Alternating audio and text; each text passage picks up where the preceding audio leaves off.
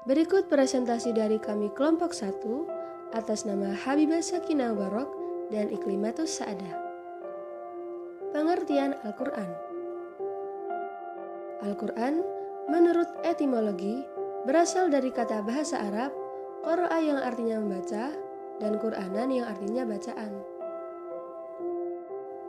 Sedangkan menurut terminologi, Al-Quran merupakan firman Allah yang diturunkan kepada Nabi Muhammad melalui perantara malaikat Jibril.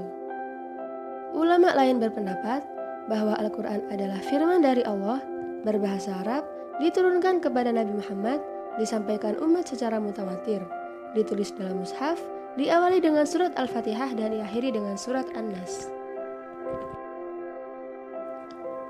Proses turunnya Al-Quran. Al-Quran diturunkan secara berangsur-angsur, berlangsung selama 22 tahun, 2 bulan, dan 22 hari.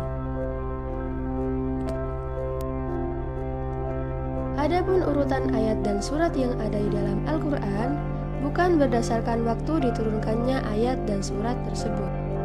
Wahyu pertama yang turun adalah surat Al-Alaq. Saat itu Nabi Muhammad berusia 40 tahun, tepatnya pada tanggal 17 Ramadan.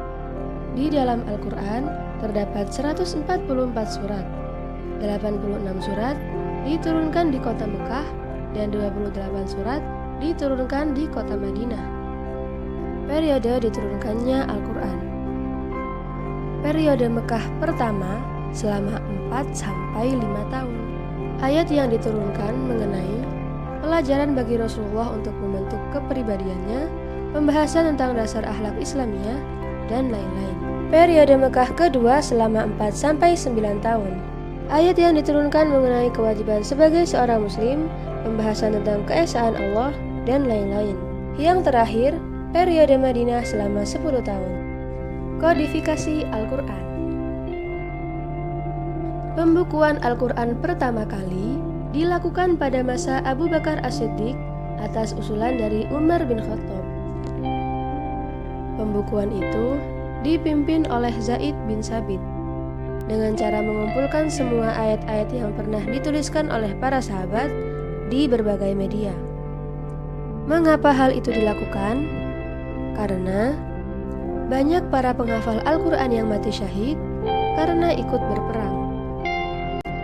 Setelah dibukukan pada masa Abu Bakar As-Siddiq, Al-Quran digandakan pada masa Utsman bin Affan.